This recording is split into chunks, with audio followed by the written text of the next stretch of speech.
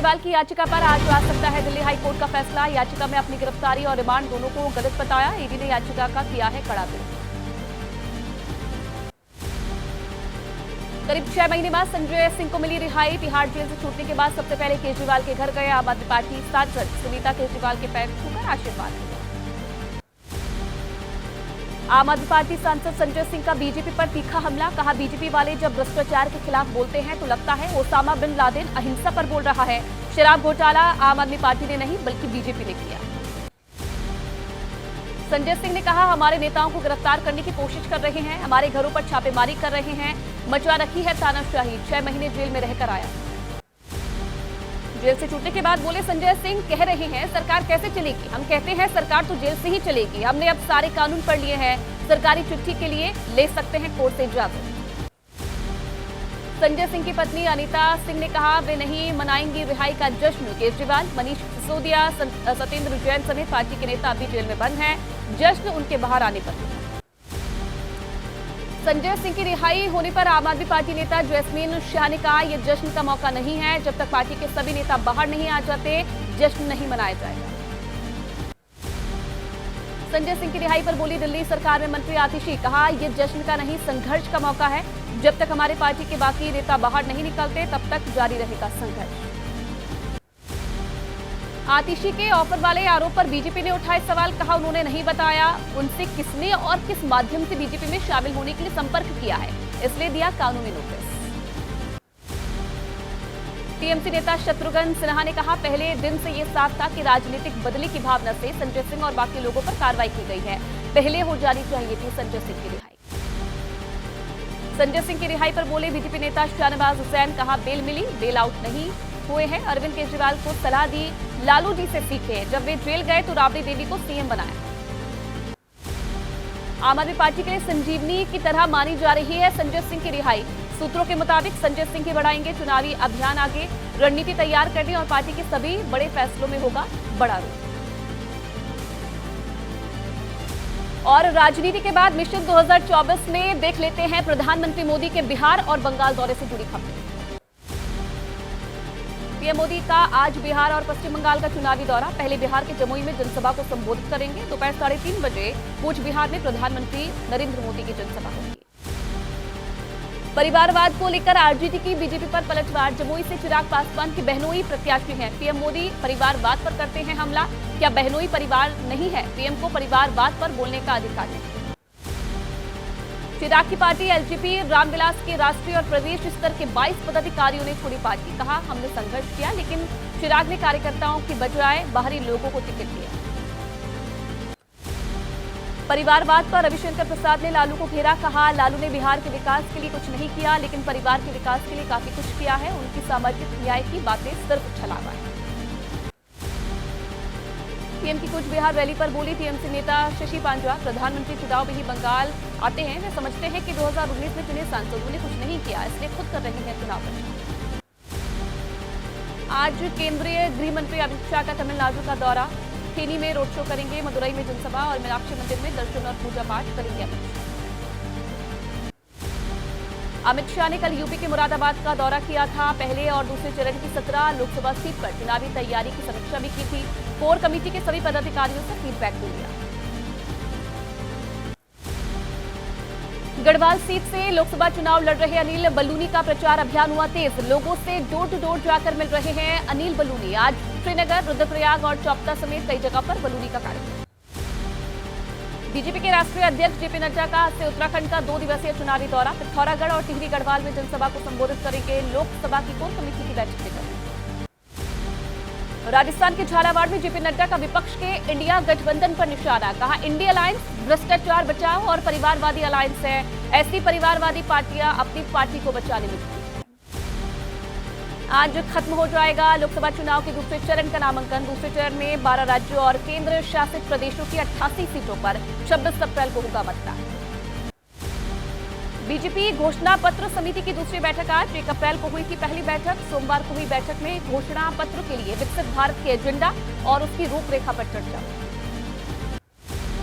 कांग्रेस प्रवक्ता गौरव वल्लभ ने पार्टी से दिया इस्तीफा। कांग्रेस अध्यक्ष खड़गे को लिखी चिट्ठी। कहा, राम मंदिर पर पार्टी का रुख गलत है, मैं सनातन विरोधी नारे नहीं लगा सकता। आज कई दिग्गजों का होना है नामांकन, देखिए सिर्फ 9 सेकंड न्यूज में इससे जुड़ी खबरें। अमरावती से बीजेपी उम्मीदवार नवनीत राणा आज करेंगे नामांकन। नामांकन से पहले नवनीत को परिजनों ने दही चीनी खिलाकर दी शुभकामनाएं। नवनीत ने कहा, मेरे लिए आज का बड़ा दिन। महाराष्ट्र के अमरावती से निर्दलीय सांसद नवनीत कौर राणा की याचिका पर सुप्रीम कोर्ट में आज सुनवाई। बॉम्बे हाईकोर्ट ने खारिज कर दिया था उनका अनुसूचित जाति प्रमाण पत्र, संसद सदस्यता पर खतरा। आज मथुरा से पर्चा भरेंगी बीजेपी प्रत्याशी हेमा मालिनी। नामांकन के बाद होने वाली रैली में सीएम योगी भी शामिल होंगे। नामांकन से पहले बुधवार को हेमा मालिनी ने किया था यमुना पूजन। कांग्रेस नेता पप्पू यादव आज पूर्णिया से निर्दलीय प्रत्याशी के रूप में करेंगे नामांकन। सीट बंटवारे में आरजेडी को मिली है पूर्णिया की सीट, रीवा भाटी है आरजेडी की उम्मीदवार। पप्पू यादव ने कहा कि हमने हमेशा लालू जी का सम्मान किया है, हमसे किस बात की नफरत की जा रही है। अपनी जन अधिकार पार्टी का पिछले महीने पप्पू यादव ने कांग्रेस में विलय कर दिया। सूत्रों के मुताबिक पप्पू यादव ने औपचारिक रूप से नहीं ली है कांग्रेस की सदस्यता, ऐसे में उन्हें नहीं मिल सकता है सिंबल। निर्दलीय चुनाव लड़े तो पार्टी कार्रवाई भी नहीं कर सकती। पप्पू यादव को बोले तेजस्वी, जो हमारे खिलाफ है वो बीजेपी के साथ। कहा, पूर्णिया के लिए बीजेपी ने कुछ नहीं किया, सत्ता में थे तो रोजगार दिया, जाति जनगणना कराई, उसके बाद विकास के सब काम। संजय निरुपम 6 साल के लिए कांग्रेस से हुए निष्कासित। अनुशासनहीनता और पार्टी विरोधी बयानों की शिकायतों को संज्ञान में लेते हुए कांग्रेस अध्यक्ष खड़गे ने कार्रवाई की। संजय निरुपम ने कहा कि मैं पार्टी से पहले ही दे चुका हूं इस्तीफा, मेरे इस्तीफे के बाद ही मुझे निकाला गया है। गरीबी से गुजर रही कांग्रेस न खर्च करे ऊर्जा और स्टेशनरी, मैं खुद फैसला ले लूंगा। महाराष्ट्र कांग्रेस अध्यक्ष नाना पटोले ने संजय निरुपम के मामले पर कहा, ऐसा लग रहा था कि किसी की सुपारी लेकर बोल रहे थे, कोई नोटिस नहीं, ऑन द स्पॉट फैसला लिया। मुंबई उत्तर पश्चिम सीट से चुनाव लड़ना चाहते थे संजय निरुपम। शिवसेना उद्धव गुट ने अमोल कीर्तिकर को उम्मीदवार बनाया है। अमोल को प्रत्याशी बनाए जाने से भड़के थे संजय निरुपम। जलगांव से सांसद उन्मेष पाटिल ने बीजेपी छोड़कर ज्वाइन की शिवसेना उद्धव गुट। कहा, बीजेपी में कई भ्रष्ट नेताओं को शामिल किया गया, उन्हें ऊंचा पद दिया गया, इसलिए मैंने पार्टी छोड़ी। जलगांव से शिवसेना उद्धव गुट के प्रत्याशी करण पवार ने कहा, स्वाभिमान से बड़ी कोई चीज नहीं है, बीजेपी ने जिस तरह से हमारे साथ गलत बर्ताव किया उस वजह से हम पार्टी से अलग हुए। तो वायनाड से राहुल गांधी के खिलाफ बीजेपी को कौन दिग्गज आज भरेंगे नामांकन, देख लेते हैं मिशन 2024 9 सेकंड न्यूज। केरल के वायनाड सीट से बीजेपी उम्मीदवार के सुरेंद्रन आज करेंगे नामांकन। केंद्रीय मंत्री स्मृति ईरानी रहेंगी मौजूद। कल राहुल गांधी और सीपीआई प्रत्याशी एनी राजा ने दाखिल किया था पर्चा। राहुल गांधी ने कल भरा वायनाड से पर्चा। चुनावी शपथ पत्र के मुताबिक 5 साल में राहुल की संपत्ति में करीब 4.5 करोड़ का इजाफा हुआ है। 18 आपराधिक मामले लंबित, जिनमें से अधिकतर मानहानि के केस। राहुल को अमेठी से चुनाव लड़ाने की मांग पर बोले यूपी कांग्रेस अध्यक्ष अजय राय। कहा, हमने पास कर भेजा है प्रस्ताव, उन्हें लेना है फैसला। वायनाड से राहुल गांधी के लड़ने से पूरे देश में जाएगा संदेश।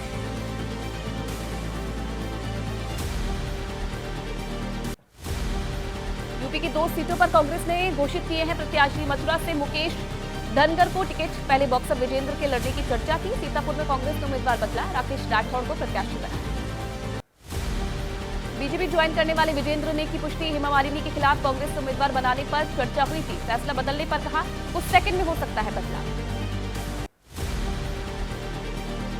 विजेंद्र सिंह के बीजेपी ज्वाइन करने पर एनसीपी शरद पवार गुट के नेता क्लाइड ट्रास्टो ने पूछा, विजेंद्र बीजेपी ज्वाइन करने के बाद क्या ब्रजभूषण चरण सिंह के खिलाफ चल रही लड़ाई महिला रेसलर्स को क्या न्याय दिलाएंगे? लोकसभा चुनाव के लिए सीपीएम आज जारी करेगी घोषणा पत्र। पार्टी महासचिव सीताराम येचुरी जारी करेंगे मैनिफेस्टो। केरल, पश्चिम बंगाल सहित 11 राज्यों में पार्टी ने उतारे हैं प्रत्याशी। जम्मू कश्मीर में इंडिया गठबंधन की आज पहली बड़ी रैली खट्टा में होगी। विपक्षी गठबंधन की जनसभा।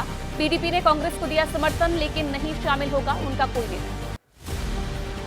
विपक्षी गठबंधन से पलटी मारकर एनडीए में जाने के सवाल पर बोले आरएलडी नेता जयंत चौधरी। कहा, मैं पलटा नहीं हूं, इसे पलटना नहीं कहते, इसे पटकनी मारना कहते।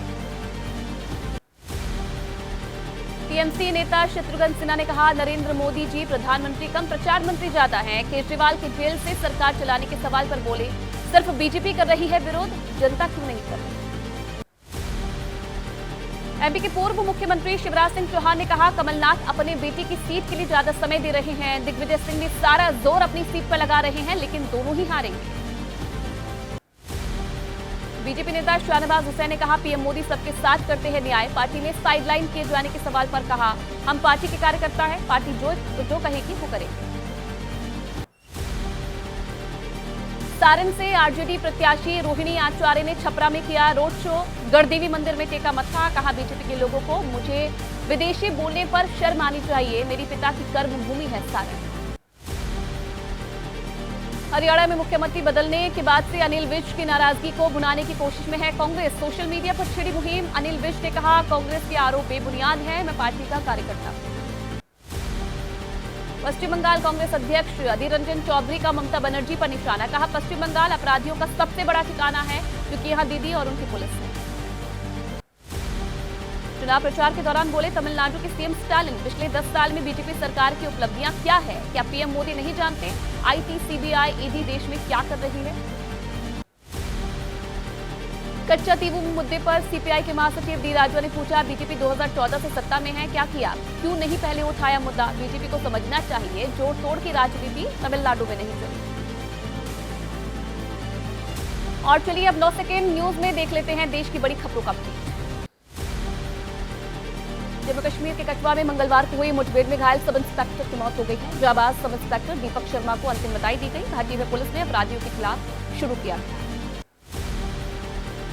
एनसीपी शरद पवार और अजीत पवार गुट के विवाद पर आज सुप्रीम कोर्ट में होगी सुनवाई। शरद पवार गुट ने सुप्रीम कोर्ट से कहा, अजीत गुट नहीं कर रहा चुनाव चिन्ह घड़ी पर निर्देश का पालन।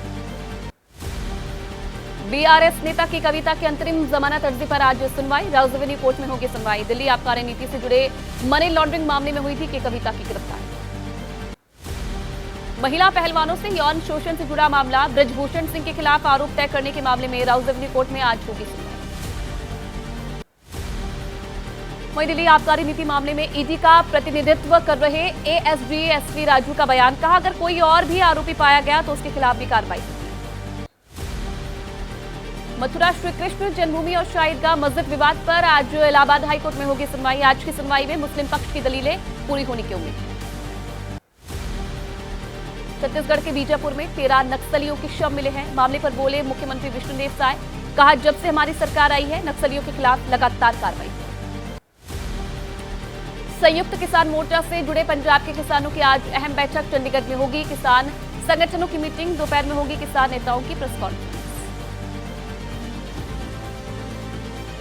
और चलिए 9 सेकेंड न्यूज में अब देखिए देश के अलग अलग राज्यों की अहम खबरें। वाराणसी में काल भैरव मंदिर पहुंचे सीएम योगी आदित्यनाथ। काल भैरव की पूजा अर्चना की। योगी ने काल भैरव की आरती भी उतारी। लोगों ने हर हर महादेव के नारे लगाकर अभिनंदन किया।